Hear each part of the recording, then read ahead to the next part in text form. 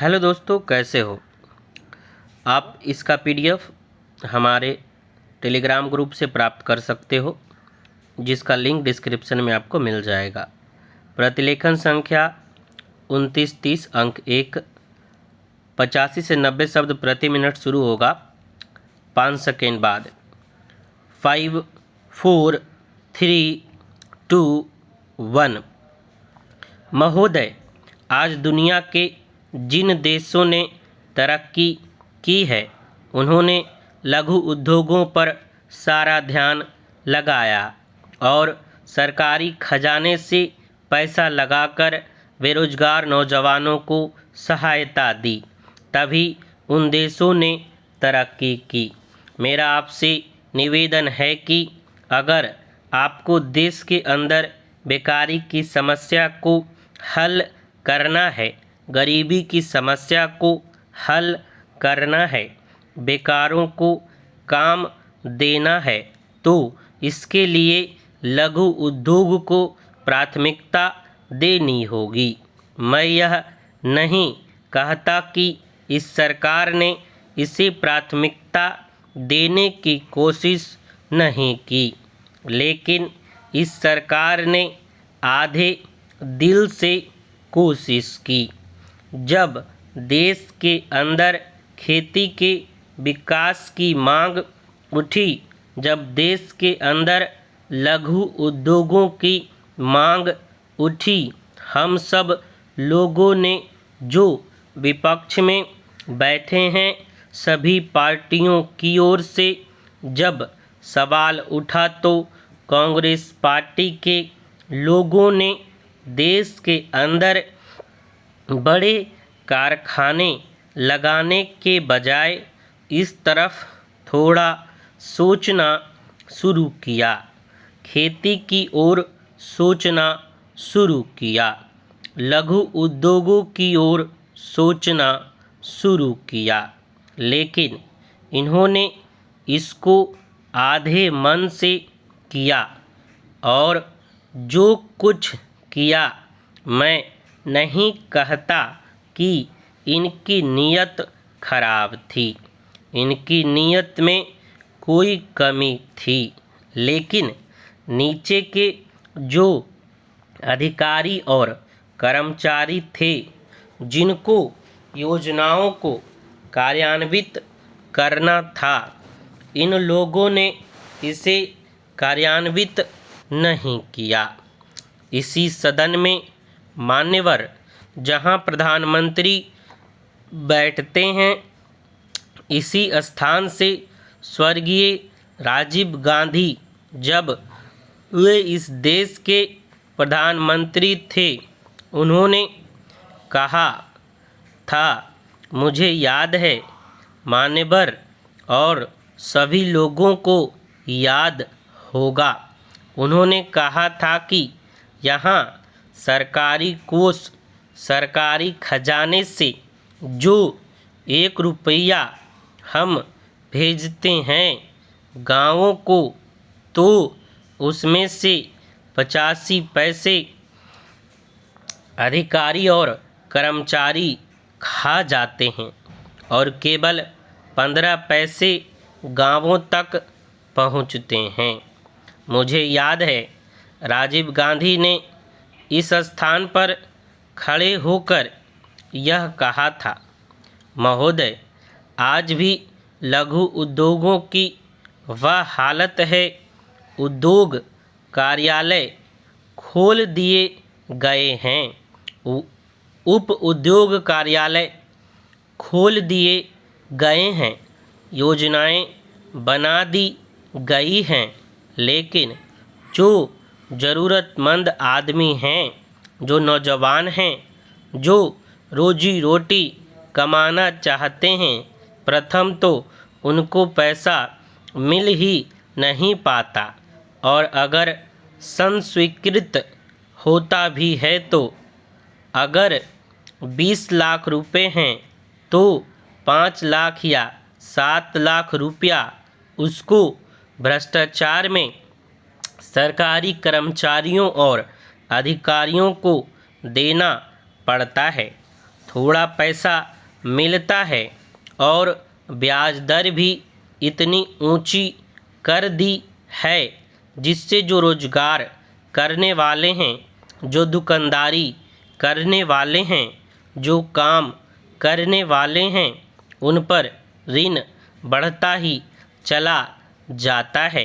नतीजा यह होता है कि लगभग सारी की सारी सरकारी योजनाएं विफल हो गई हैं। मान्यवर, एक चीज़ और कहना चाहता हूँ।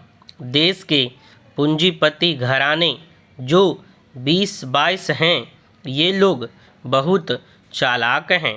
सरकार ने घोषणा की कि छोटे उद्योग धंधे पर बने हुए सामान पर हम बिक्री कर कम लेंगे, आयकर कम करेंगे, उनसे कम पैसा लेंगे, ऐसा सरकार ने कहा। महोदय, इन पूंजीपति लोगों ने छोटे उद्योगों को भी अपने हाथ में ले लिया फर्जी नामों से, और इसका नतीजा यह हुआ कि छोटा आदमी जो सरकार से कर्जा लेकर छोटे उद्योग धंधे चला रहा था, आज वह असफल हो गया है, आज वह बेकार हो गया है और सरकार के कर्ज की अदायगी वह नहीं कर पा रहा है। मान्यवर, मैं आपसे निवेदन कर रहा था कि देश में बेकारी की समस्या को अगर ख़त्म करना है, गरीबी की समस्या को अगर ख़त्म करना है, तो छोटे उद्योग धंधे के ऊपर आपको ध्यान देना होगा। मान्यवर, देश के अंदर बहुत सी ज़मीन बेकार है, ऊसर है, परती है, बंजर है। इसलिए जो ज़मीन बेकार पड़ी हुई है, उसकी तरफ सरकार को ध्यान देना चाहिए। लेकिन सरकार ने उस ज़मीन को उपजाऊ बनाने के लिए, उस ज़मीन को उर्वरक बनाने के लिए, उस ज़मीन पर छोटे छोटे उद्योग धंधे कायम करने के लिए सरकार ने कोई ध्यान नहीं दिया। महोदय, हमारी पार्टी की सरकार उत्तर प्रदेश में थी। हमारे नेता श्री मुलायम सिंह यादव वहाँ के मुख्यमंत्री थे। उन्होंने वहाँ पर भूमि सेना बनाई थी। उस भूमि सेना में ऐसे नौजवान लोगों को भर्ती किया गया था जो ऊसर, परती और बंजर ज़मीन को समतल कर सकें और उसको कृषि योग्य ऐसा बनाएं ताकि उन पर उद्योग धंधे लग सकें। ऐसी उनकी योजना थी। लेकिन जब उत्तर प्रदेश में पूंजीपतियों की सरकार आ गई है, उन्होंने सारी की सारी योजना जो गरीबों के लिए बनी थी, किसानों के लिए बनी थी, उसको छोड़ दिया, सारी योजना ख़त्म कर दी। मैं सुझाव दे रहा था अपने देश के प्रधानमंत्री को, अपनी सरकार को, कि पूरे देश के अंदर जो प्रति और बंजर ज़मीन है, जो बेकार ज़मीन है, उस ज़मीन को कृषि योग्य बनाइए। इससे बेरोजगार लोगों को काम मिल जाएगा। मान्यवर, अगर रोजी रोटी मिल जाएगी तो रोटी की समस्या हल हो जाएगी, कपड़े की समस्या हल हो जाएगी और मकान की समस्या भी हल हो जाएगी। मान्यवर, अपने देश में लोगों के पास ज़मीन नहीं है, मकान बनाने के लिए, लेकिन उनको जो पैसा मिलता है उससे अपने और अपने बच्चों का पेट भरना भी मुश्किल हो जाता है। दवा का इंतज़ाम करना मुश्किल हो जाता है। मान्यवर, इस देश में ज़मीन सोने की तरह महंगी हो गई है, तो ऐसी हालत में कैसे वह ज़मीन खरीद सकता है। इसलिए सरकार को चाहिए कि गरीब लोगों के लिए मकान बनवाने के लिए एक अध्ययन किया जाए, इसका सर्वेक्षण कराया जाए और ज़रूरतमंद हैं जिनको आवश्यकता है मकान की, जिनके पास ज़मीन नहीं है, मकान बनाने के लिए उनको सरकार ज़मीन उपलब्ध कराए।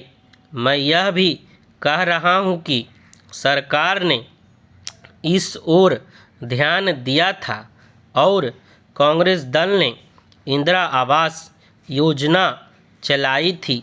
मैं आपके माध्यम से कहना चाहता हूँ, हमारे सम्मानित सदस्य माननीय डॉक्टर रत्नाकर पांडे जी बड़े विद्वान व्यक्ति हैं। समाप्त। अगर आपको डिक्टेशन अच्छा लगे तो हमारे चैनल को सब्सक्राइब करके वीडियो को लाइक करें और दोस्तों के पास ज़रूर शेयर करें।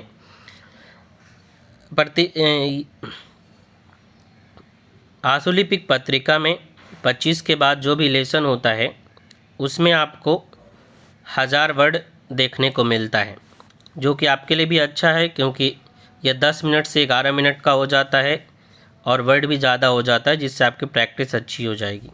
ठीक है, धन्यवाद। मिलते हैं नेक्स्ट वीडियो में।